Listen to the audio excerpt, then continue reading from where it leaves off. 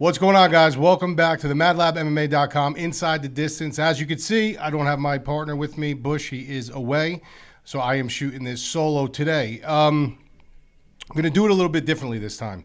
Usually we break down the whole main card. What I'm going to do this time is I'm going to go into a little bit more detail on two fights. I'm going to do the main event, which is Irene Aldana versus Amanda Nunes for the strap, and I'm going to go the co-main event, which is Beneil Dariush and Charles Oliviera.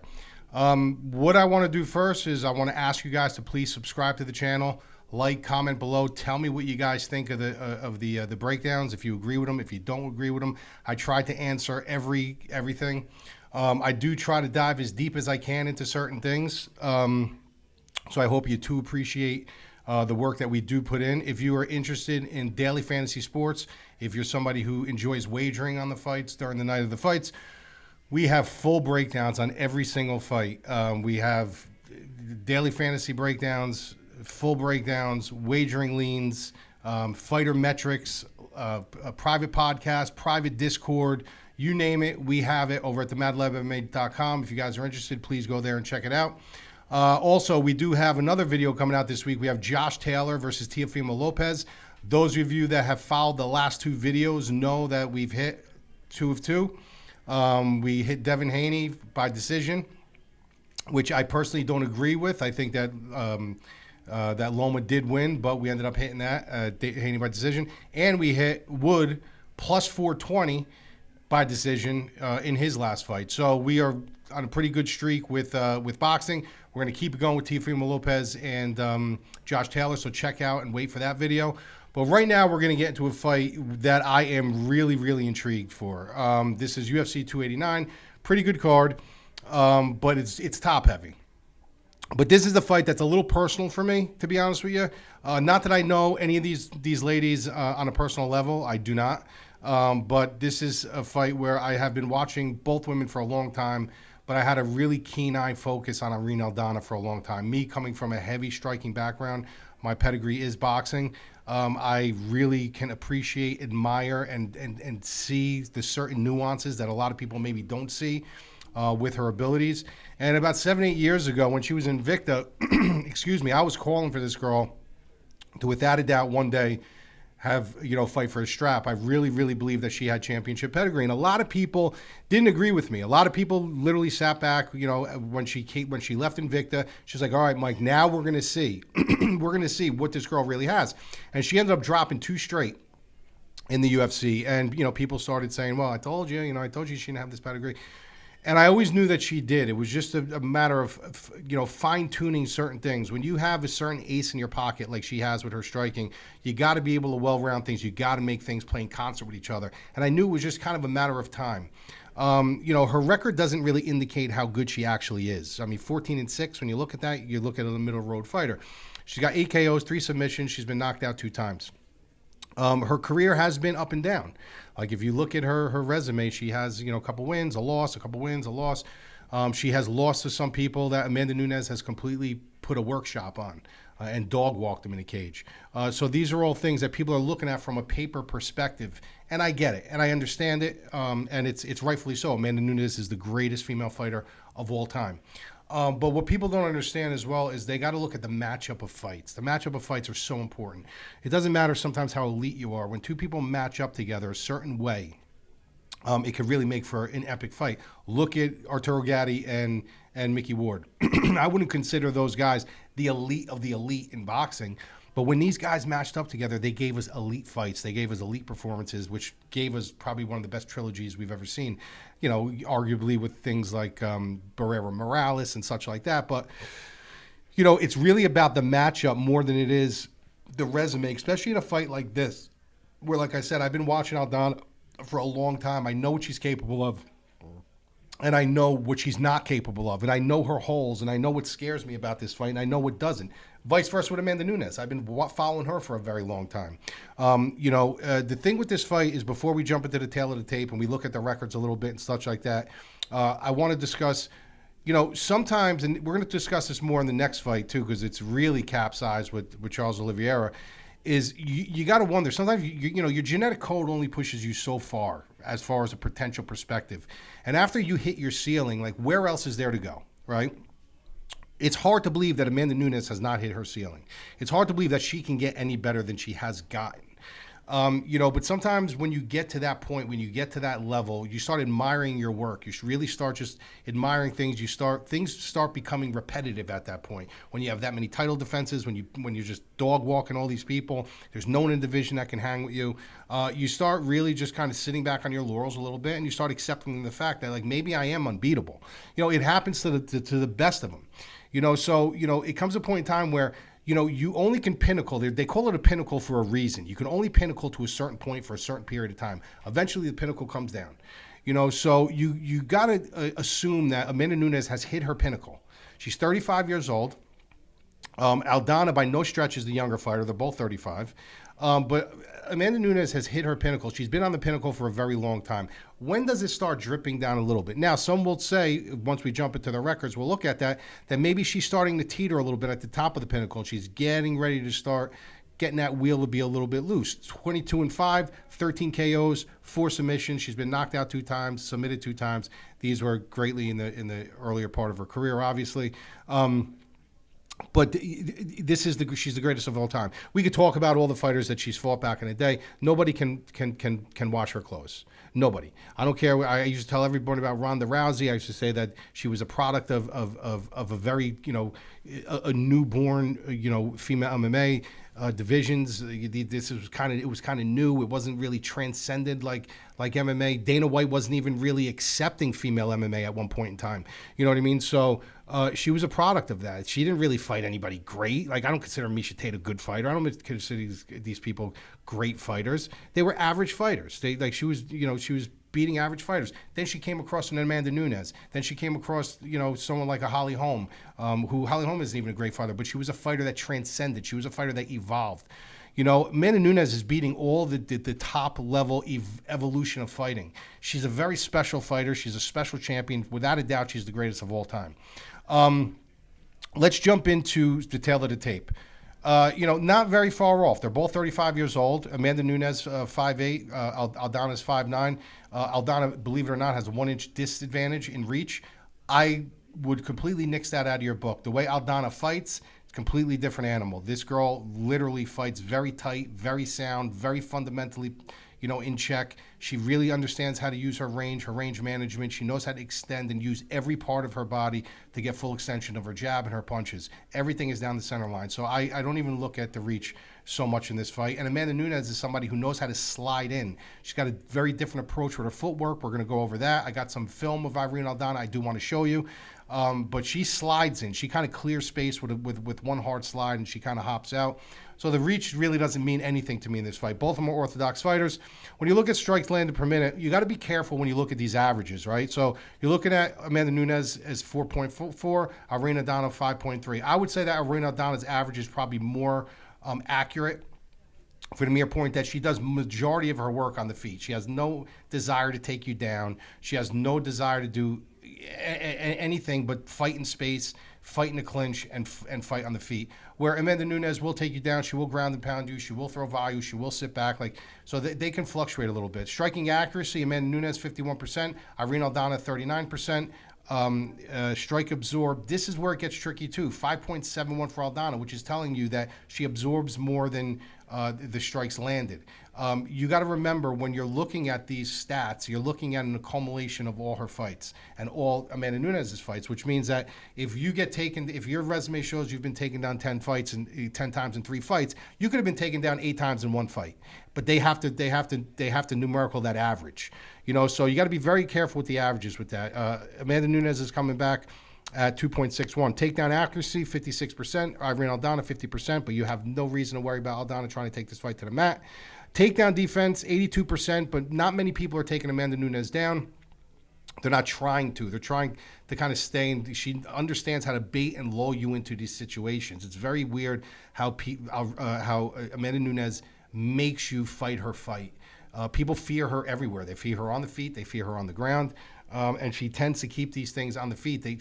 She tends to bait you into these fights. Irene Aldana, people do try to take her down because they know that her ace in her pocket is 1,000% her striking. So people are more active in trying to get Aldana to the ground, and they have failed 81% of the time.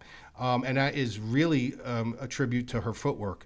What I want to do now is I do want to show you something about her footwork. All right, so what we're looking at here, we're going to look at a film when she fought Macy Chiasson, right? And I want you to just understand that a lot of people, when they're looking at striking and they're looking at people that are striking, they're pretty much looking from here up. They're not looking at their hips. They're not looking at their footwork, their placement or anything like that. Their angle manipulations. They're just looking how pretty the strikes look.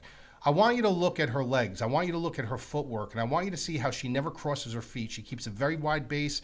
She's very, very secure in her foundation, and she never overcommits to anything. The only time you will see her not like kind of fall out of her stance and kind of start walking towards you is when she feels that you're completely out of range and there's no danger and she has to close the space. She'll close the space by walking towards you because there's no danger, but as soon as she feels like she's getting back into your range, she kind of locks down again. She holds a very high guard, and she keeps her base is very sturdy, and she's always ready for either a takedown or she's always ready for a firefight. So just take a look here.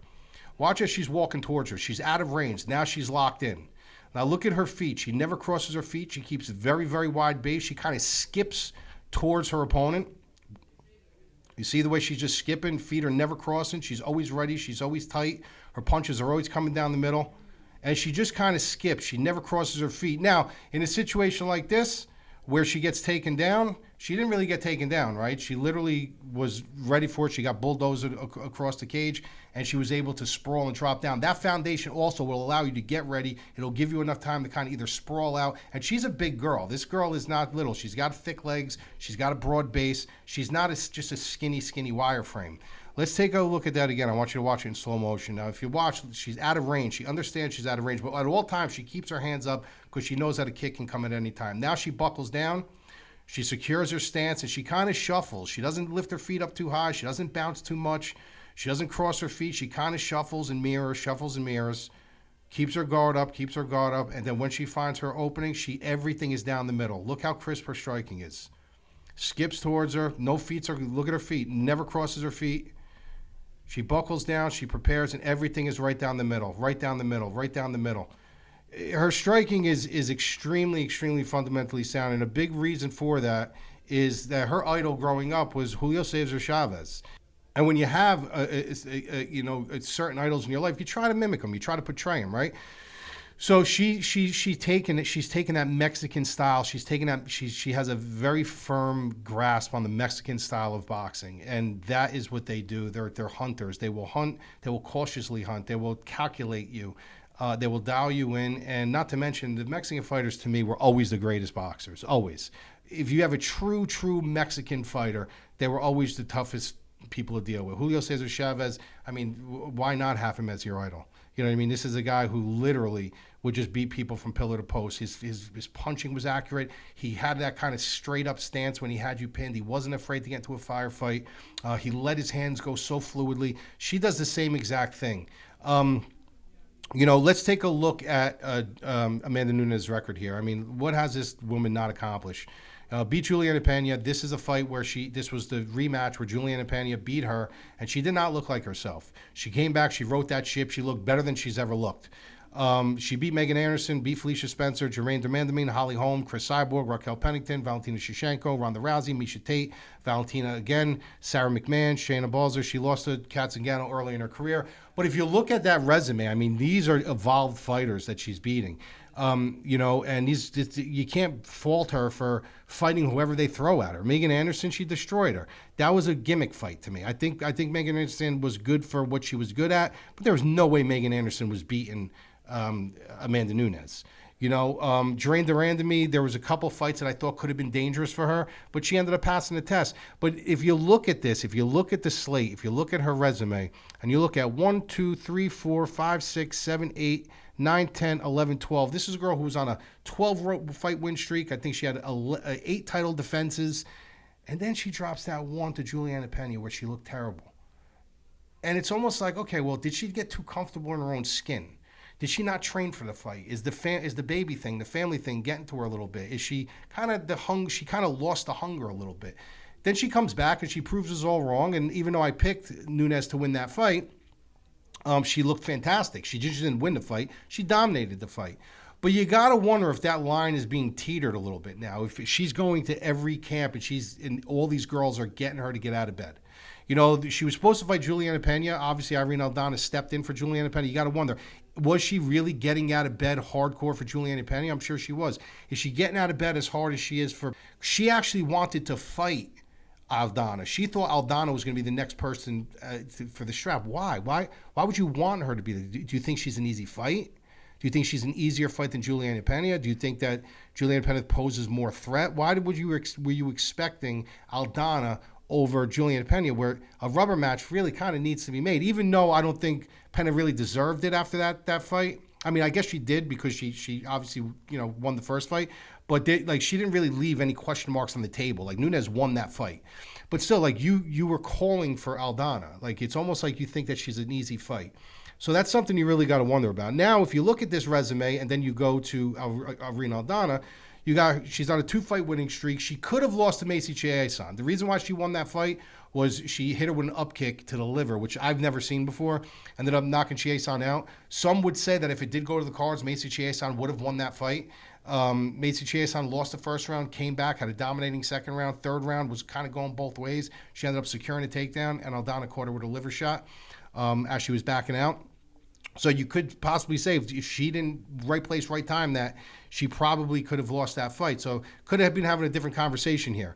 But she beat Yana Kunitskaya. She lost to Holly Holm. So in that, obviously, Nunes beat Caitlin Vieira, beat Vanessa Mello, lost to Raquel Pennington, beat Pedro Correa. So if you I could go on and on, but if you look at her resume, she'll have 2 wins, 1 loss, 2 wins, 1 loss, 2 wins, 3 wins, 1 loss, 2 losses. So her resume doesn't look as impressive, I should say, as somebody like, obviously, Amanda Nunes. But this fight is a fight where you really got to understand that it's a stylistic matchup that you have to look at. Like, you really have to look at the stylistic matchup here, and you got to see what they both really like to do, what they both tend to do, what their nuances are, and stuff like that. And Irene Aldana, if this fight stays on the feet, to me, I think she's the better striker. I think she's the more fundamentally sound striker. I think she has more combinations in her bag that she can offer. I think Amanda Nunes is a great striker. I think she comes in, she has a completely different approach than we saw with Irene Aldana. Irene Aldana kind of skips and stays fundamentally sound. She kind of, not cautious, but she waits for her attack, where Amanda Nunes just tries to kind of slide in. She's up and down on her feet, and then she slides in with big overhand shots, and she stays, 80% down the middle, but when she loads up, she loads up. And that to me is a nightmare to get just picked apart with a jab. And if Irene Aldana stays tight and stays sound and stays calm in there, because you got to remember, this is her first championship fight, I think she can offer a lot down the middle to keep Amanda Nunes honest. Now, the situation I have with this fight with Amanda Nunes on the pro side of things is, what if she starts securing takedowns? What if she goes into this fight and says, I don't want to take damage anymore. I don't want to stand so much anymore. I'm going to start crafting my grappling, my black belt Brazilian jiu-jitsu. I'm going to start utilizing this on these girls. I don't want to get punched anymore. I don't want to get, I don't want to be in these wars anymore. I just want to take these girls down and do what I got to do on the ground. If that's a situation where that Nunes comes in with, there's 2 scary things for Aldana here. One is, yes, she does have great takedown defense, but Amanda Nunes lives in 5 rounds. She lives in 5 rounds. She's lived in 5 rounds for the majority of her career. This is kind of new to Aldana here. This is kind of new waters for her. Such a big spot, 5-round fight, the belt's on the line. This is nothing Nunes has not seen before. So I'm expecting Aldana, somebody who, after a while, when you watch her in some of her fights, she does tend to loosen up a little bit. She kind of loses that caution, and she kind of just gets a little bit too loosey-goosey in there, and that's when I think she could start getting backed up. And if you start getting backed up against Amanda Nunes, the fight's going to be over, because then she's going to do whatever you want. You're going to see in the very beginning of the fight that Irene Aldana is going to try to dictate the pace. Irene Aldana is trying to own the real estate of the cage. She's going to meet her in the middle. She's going to be the one skipping and mirroring and doing all these things. And then if she doesn't really have success, or she starts getting a little bit tired, or it's a very, very close fight, and Amanda Nunes starts having success backing her up a little bit, the whole complexion of the fight can start changing. If Amanda Nunes goes for takedowns early and tries to grapple early, that's only going to tire Irene Aldana out more. So I think, the cautionary tale for her here is she's got to stuff a couple takedowns and she's got to stuff them hard. She can't really show Amanda Nunes that, yeah, you got in on me, you got in my hips, you almost got me, but you didn't get me. She's got to kind of shuck her off, tag her with something on the way out, and make her question whether it's a knee coming in, whether it's, just a completely botched shot. You got to hit her on the way out, and you got to make her question the next time. You got to freeze her. You got to say, you're going to try to come in on me. But if you come in, you're getting tagged with something. You're getting tagged with a knee. You're going to get tagged with a kick coming up the middle. You're going to get tagged with something. And Amanda Nunes might start saying, you know what, let's fight fire with fire now. You want to fight? Let's fight. And that's where I think Aldana can start winning this fight. I know a lot of people are looking at Amanda Nunes like this. She should be able to walk Aldana, and she should be able to win this fight. And there are situations where I'm sitting down, I'm thinking the same thing. I'm thinking, well, there are so many paths here that Amanda Nunes can really win this fight. I mean, secure a takedown, put Aldana on her back. Look what Chiasson did. Chiasson was failing with takedowns, but when she finally secured that one takedown and she put Aldana's blades on the canvas, she really didn't have an answer. She kind of almost 10-8 rounded her. So you got to wonder if Nunes takes that approach and just says, listen, even if I fail 3, 4, 5, 6 times on takedowns, I just I'm going to get her down once. And if I get her down once, I'm either going to win that round big, or I'm going to finish her. So that's scary for me, and obviously that's going to take a lot of gas out of Aldana's tank. I just have a feeling, I don't know why, Amanda Nunes is the type of person that you can bait her into a jock match, and she wants to try to beat you at your own game. She's always been that way her entire career. If you're a grappler, she'll try to grapple you. If you're a striker, she'll try to strike you. Look what she did to Cyborg. I mean, even though her path to victory against Cyborg would have been easily just take her down and, grapple with her, she fought fire with her. She got tagged by Cyborg. Cyborg went after her. She went after Cyborg tooth and nail, kept her chin right up in the air and said, you want to fight? We're going to fight. She ended up knocking her out. But my point is that's her personality. Her personality is like that. She will meet you in the middle in the fight that you want to fight. Aldana's got to bring that fight to her. Aldana's got to show her, I'm here to fight you. I'm not going to allow you to take me down. And let's show people who the better striker is here. And I think she might be able to bait her into that fight.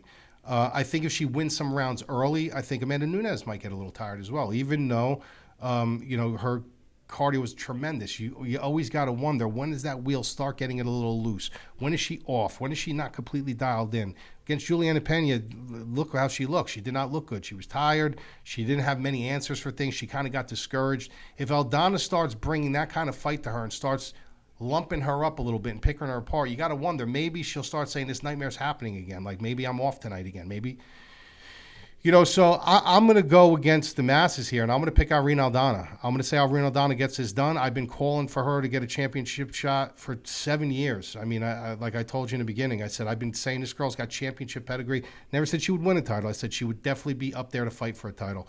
And here she is. So, I've been pulling for her the whole way. Mexican pride is a very, very real thing. She does have it. Her training partner, Alexa Grasso, just got the belt. She's training with her. That's got to be a spark in the gym. It's almost like Bush, winning a huge tournament in DraftKings, and I'm sitting here, I'm going, well, it's my turn now. Like, it motivates you. It shows you it can be done. Nobody thought Grasso would be Valentina Shevchenko, and now it's Aldana's turn. It could be, Mexico versus the world here, man. I mean, I'm going to give her flowers here, and she's got my nod. So I'm going Irene Aldana here for the upset. And new. What's going on, guys? Sorry for the interruption. I just wanted to jump on real quick before we finish the video. Every week we do something called Christine Showdown's Dog Pick of the Week. Basically, Christine is a staff member of ours. What she does is she goes through every card with a fine-tooth comb. She tries to find her favorite dog on the card. She gives it to me, and I give it to you guys to do whatever you'd like to do with it.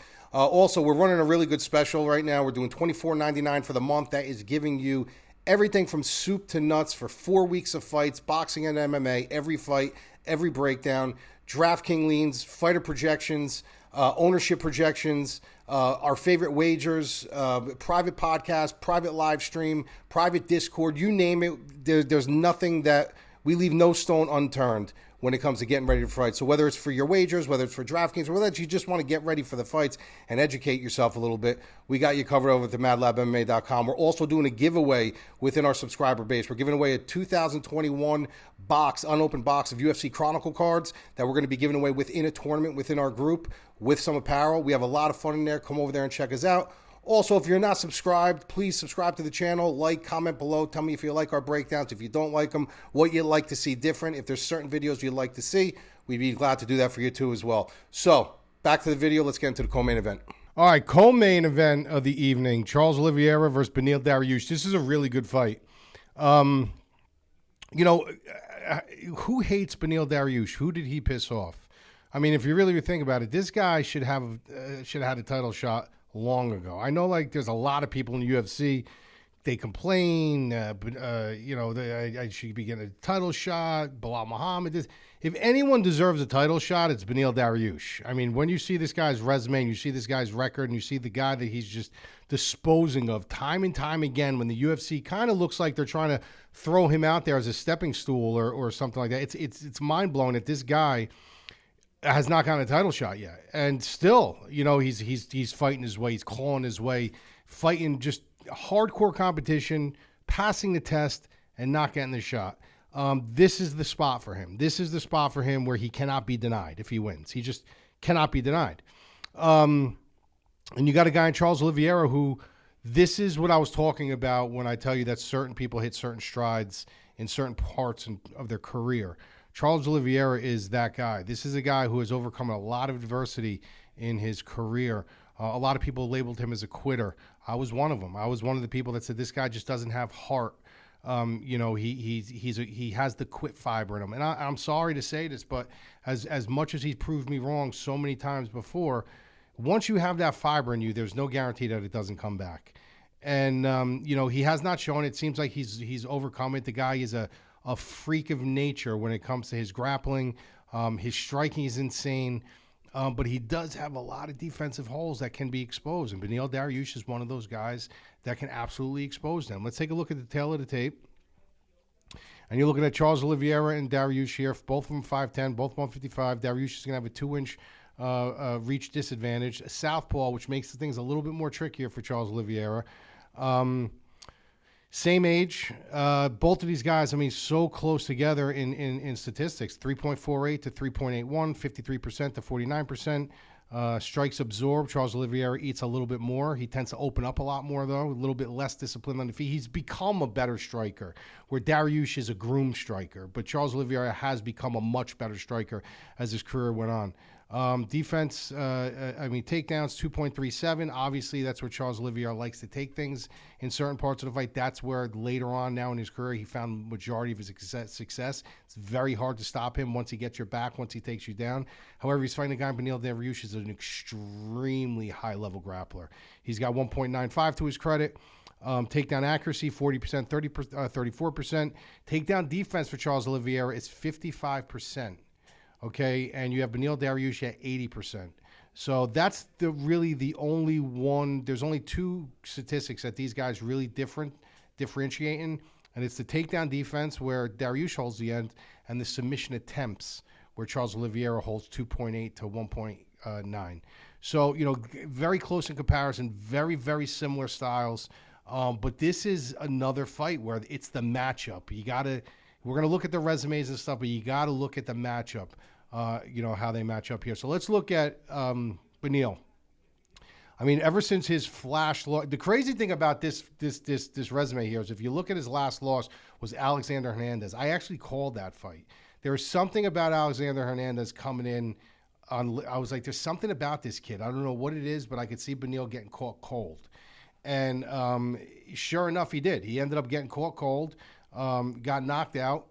Anybody who followed me on that point in time, without a 1,000% doubt, they hit some big tickets on DraftKings. But after that, I mean, it's been end game since then. I mean, look at the guys he's beaten. He beat Thiago Moises, very, very tough. Drew Dober, super tough. Frank Camacho, back then he was very durable and tough. Drakkar Klose, Scott Holtzman, Carlos Diego Ferreira, Tony Ferguson, Gamrot. Like, This guy is 1, 2, 3, 4, 5, 6, 7, 8, 9. He's on a 9-fight winning streak. What else does this guy have to prove? 22-4, 5 by knockout, 8 by submission. He's been knocked out 3 times, submitted 1 time. Now, the last time he got knocked out was in 2018. Then he got knocked out by Barboza by a flying knee. I don't know if you remember that in 2017. But outside of that, the dude's been super, super durable, super, super tough, very, very, fundamentally sound with his kickboxing, and his grappling is through the roof. His cage IQ is extremely intelligent. He's got good cardio. The only blip in his radar, I would say a little bit, is that if he does get tagged, he got to be a little questionable.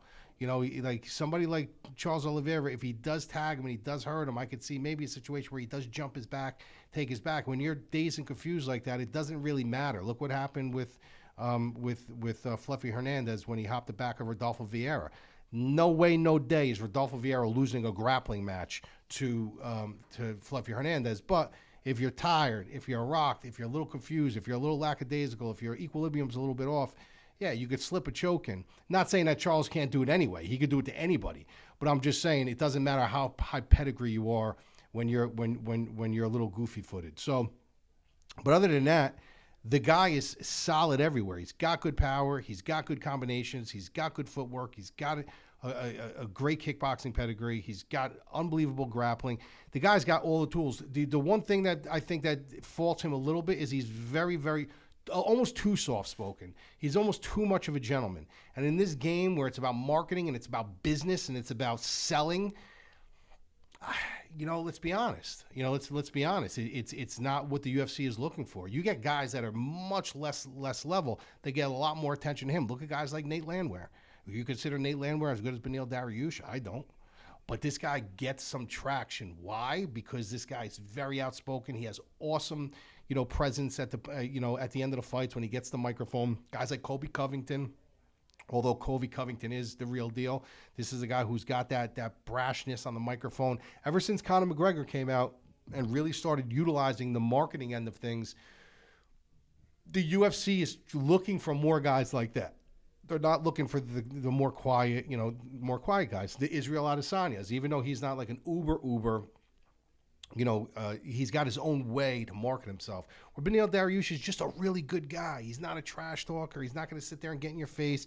He's not going to have all these crazy interviews where he's a full-fledged family man gentleman. And unfortunately today, sometimes that doesn't sell.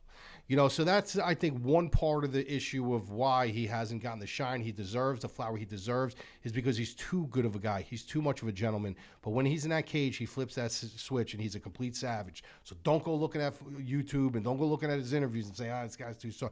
This guy's a savage in the cage, but he just chooses to be who he actually is. He chooses to be a gentleman. He chooses to be a good guy. And wherever that brings him, that brings him. He's not going to try to be fake. So you got to respect him for that. If you look at Charles Oliviera, this is a guy, and let's just look at him.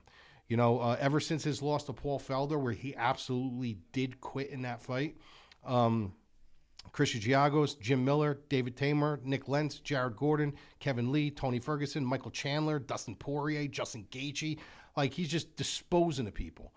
Then he fights Islam Makhachev, and, the crazy thing about that fight was I was very surprised that a lot of people picked him in that spot. I was very surprised. I think people got sucked into, look what he did to Justin Gaethje, look what he did to Dustin Poirier, look what he did to Michael Chandler. And all those guys are fine. All those guys are studs. But the fact of the matter is Islam Makhachev had that one thing that can nullify his ace, and that's the wrestling. He had the wrestling, he had the grappling that can absolutely nullify it. So not only did he nullify, he ended up subbing Charles Oliviera. Now, if that's not bad enough, if you look at his records, 33-9, 9 knockouts, unprecedented 21 by submission, 3 decision. He's been knocked out 4 times. He's been submitted 4 times. This is a guy who absolutely can be knocked down. This is a guy who gets usually put on his ass almost every fight. Gaethje put him on his ass. Poirier put it on his ass. Chandler put it on his ass.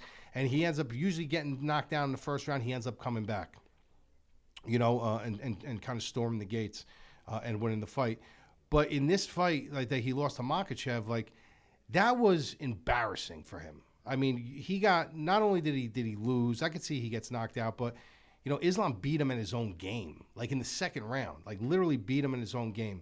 So you got to wonder now, after 1, 2, 3, 4, 5, 6, 7, 8, 9, 10, 11 wins, after 11 wins, being the title, the champion and stuff like that, after all them flowers that you got, and everyone now agrees that you overcome all these things, and your mindset is different now, and you're not the quitter that we thought you once were, and this might be the greatest thing in the UFC, and then you lose that way. Like, you got to wonder, is he questioning himself at this point? And listen, this is a very real thing. A lot of people are, what are you crazy? Look how good he is. Yeah, he's fucking phenomenal.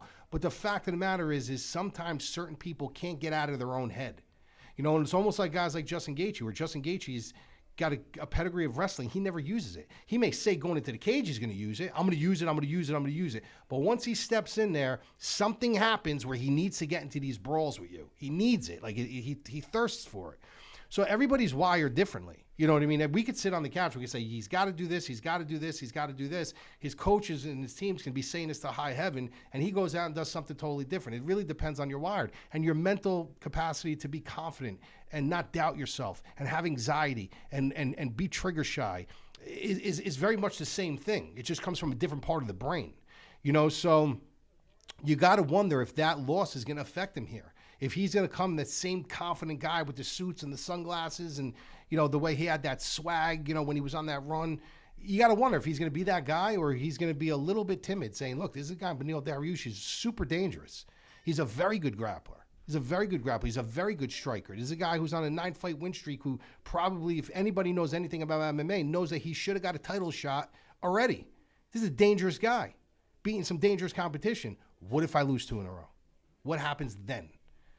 So these are all like valid questions, that I have for Charles Oliviera. I really do. I have these questions for him.